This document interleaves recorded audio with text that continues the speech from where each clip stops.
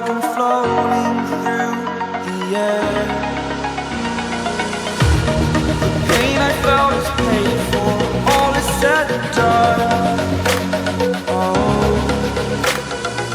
I am restricted, fixed upon the web. I need to kick the habit that my mind is breathing in.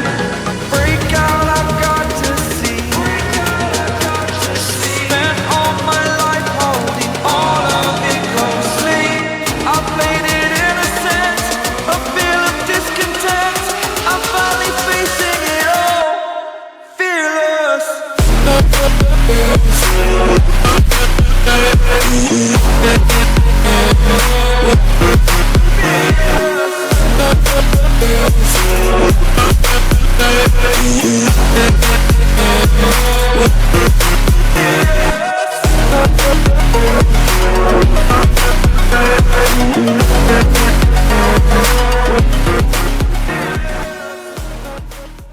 Metropolis के black Oracle में Superman खड़ा था और कहता है वे लोग अभी भी बाहर है। ये शर्म की बात है, लेकिन वो अभी भी हमसे लड़ रहे हैं।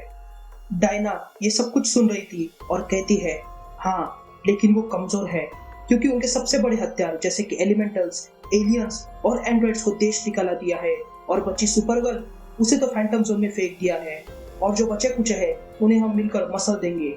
ये कहकर डायना सुपरमैन के कंधे पर हाथ रखती है, लेकिन तभी वहां पर स्केलेटॉर आ जाता है और सुपरमैन से कहता है कि इंडिया में कुछ मैजिक के ट्रेसेस मिले हैं, इसलिए सुपरमैन उनकी जांच करने के लिए वहां जाता है। दूसरी ओर जस्टिस लीग टास्क फोर्स अपना प्लान बना रहे थे कि किस तरह वो ब्लैक ओरेकल में घुसेंगे। तभी बैटमैन हीमैन से कहता है कि ओरेकल पायरन से बने एंटीमैटर रिएक्टर से घिरा हुआ है, जो पूरे ओरेकल के इर्द गिर्द एक इलेक्ट्रोमैग्नेटिक शील्ड बना के रखता है, जिसके कारण अंदर वही जा सकता है जिसके पास क्रिप्टिक आर्मर हो। और हीमैन ने एक आर्मर पा लिया है जिसकी मदद से वो और कैप्टन टीला अंदर जाएंगे और एक बार अंदर जाके उन्हें वेपनरी सिस्टम को बंद करना होगा और अगर सिस्टम बंद हो जाए तो बाकी के मेंबर्स अंदर घुसकर सुसाइड स्क्वाड को देख लेंगे और हीमैन सुपरमैन को संभाल लेगा। ये प्लान सुनने के बाद सारे लोग निकलने की तैयारी करते हैं और तब और को भी अपने लिए एक नया सूट बना लेता है। बैटमैन हीमैन के पास आता है और कहता है तुमसे कुछ बात करनी है, जिस पर हीमैन कहता है माफी मांगने की कोई जरूरत नहीं है। तभी बैटमैन कहता है मैं यहाँ माफी मांगने नहीं आया हूँ, मैं तो सिर्फ ये बताना चाहता हूँ कि शुरुआत में मुझे तुम पर भरोसा नहीं था, लेकिन देखा जाए तो तुम भी एक बिगड़े हुए शहजादे हो लेकिन सीक्रेटली एक हीरो हो। तभी बैटमैन अपना मास्क उतारता है और कहता है मैं हूँ डेमियन वेन, ब्रूस वेन का बेटा, जो अब उनकी लेगेसी चला रहा है और हम दोनों में काफी समानता है। दूसरी ओर इटर्निया में साइबॉर्ग डंकन के साथ कासल ग्रेस्कल आ जाता है, जहाँ पर उसकी मुलाकात सॉर्सरर से होती है। सॉर्सरर इन सब का स्वागत करती है। तभी डंकन सॉर्सरर से कहता है कि डार्क स्मोक प्रिजन अब टूट चुका है और वहाँ के कैदी भाग चुके हैं और उसी के साथ साथ एवियन का भी कोई पता नहीं चल रहा है।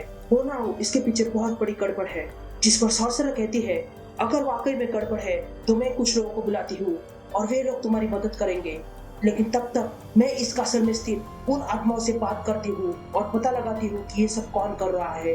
लेकिन तभी साइबॉर्ग पूछता है कि क्या ये सब कुछ हीमैन के यहाँ से जाने पर हो रहा है, जिस पर सॉर्सरर कहती है कि ये सब उसके कारण नहीं हो रहा है। यहाँ बाहर मैन एट आर्म्स और स्टारफायर खड़ी थी, तभी अचानक से वहाँ पर एवियन आ गिरता है और कहता है वे लोग आ रहे हैं, और ये कहते ही वो बेहोश हो जाता है।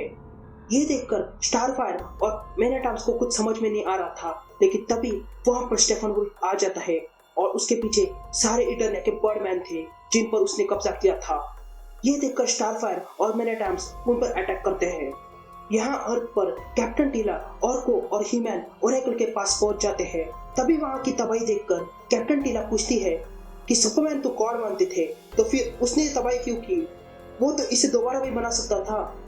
तभी हीमैन कैप्टन टीला से कहता है कि उसने पढ़ा था कि सुपरमैन ने दोबारा सब कुछ बनाया, लेकिन फिर उसने सब कुछ तबाह कर दिया, सिर्फ ये दिखाने के लिए कि पूरी दुनिया इसी के लायक है। तभी वहाँ पर कुछ हलचल होने लगती है और वे तीनों देखते हैं कि वहाँ पर बड़ा सा घिनौना सा मॉन्स्टर आ जाता है, जो हीमैन को स्कैन करने लगता है और जान जाता है कि ये कोई और है।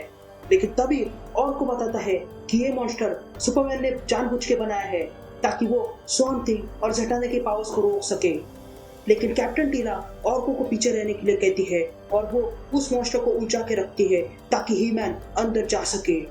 ही-मैन जैसे तैसे वहां से होते हुए ब्लैक ओरेकल के डोर के पास पहुंच जाता है और अंदर घुस जाता है, लेकिन जैसे ही वो अंदर घुस जाता है वैसे ही वहां का सिक्योरिटी सिस्टम अलर्ट हो जाता है और वो ही-मैन को पकड़ लेता है।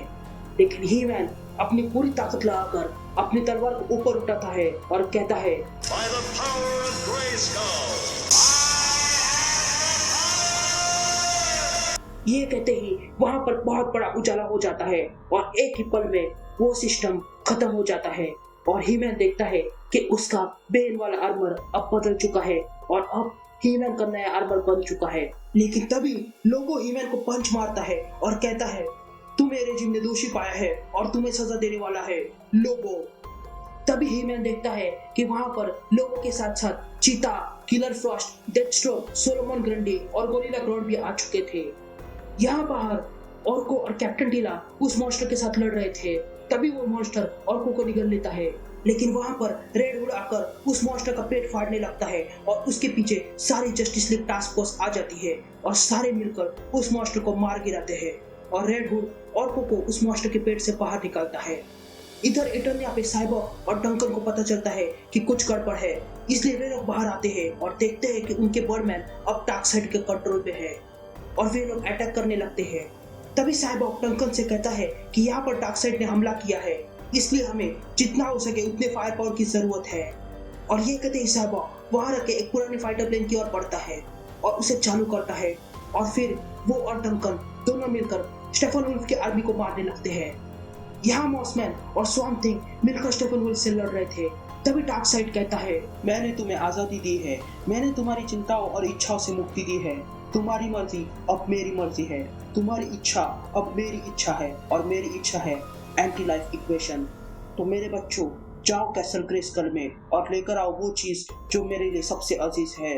ये कहते ही डार्कसाइड अपनी पूरी आर्मी को अनलिश करता है। इधर ही-मैन अकेला सारे विलन से लड़ रहा था और वो अकेला ही सारे विलन्स पर काफी था। लेकिन तभी लोगो चुपके से ही-मैन पर अटैक करने वाला ही था कि तभी लोगों पर कोई अटैक करता है और ही-मैन देखता है कि वहां पर जस्टिस लीग टास्क फोर्स आ चुकी है। फिर ही-मैन और जस्टिस लीग मिलकर उस रूम में आ जाते हैं जहां पर ब्रूस वेन को रखा था। तभी ऑर्को ब्रूस को अपनी पावर से अलग करने लगता है और ये प्रोसेस जारी था कि तभी डेमियन ब्रूस को बताता है कि सुपरमैन ने उसके साथ क्या किया है और वो ये भी बताता है कि सुपरमैन ने धोखे से उसकी बहन सुपरगर्ल को फैंटम जोन में फेंक दिया है। ये सारी बातें सुनकर ब्रूस को याद आने लगता है, लेकिन तभी वहां पर वंडर वुमन आ जाती है और अपने लाशों से डेमियन का गला बांध देती है और उसे पीछे खींचने लगती है। लेकिन तभी कैप्टन टीला वंडर वुमन पर अटैक करती है और उसे फाइट के लिए चैलेंज करती है और फिर दोनों के बीच एक जबरदस्त मुकाबला शुरू हो जाता है। ये देखकर ही-मैन कैप्टन टीला की मदद करने के लिए आगे आता है, लेकिन तभी कोई उसे बुलाता है और वो कोई और नहीं स्केलेटोर था। तभी स्केलेटोर कहता है, क्यों चौंक गए? तुम्हें तो लगा था कि मैं मर चुका हूँ, लेकिन मैं जिंदा बच गया हूँ और मुझे उसने ढूंढ लिया जो इस वक्त यहाँ आ चुका है। ये कहते ही मैन देखता है कि उस पर हीट विजन पड़ने लगी थी और वो देखता है कि वहां पर सुपरमैन आ चुका है और अब होगी सुपरमैन और ही-मैन के बीच एक बहुत ही ऑसम फाइट।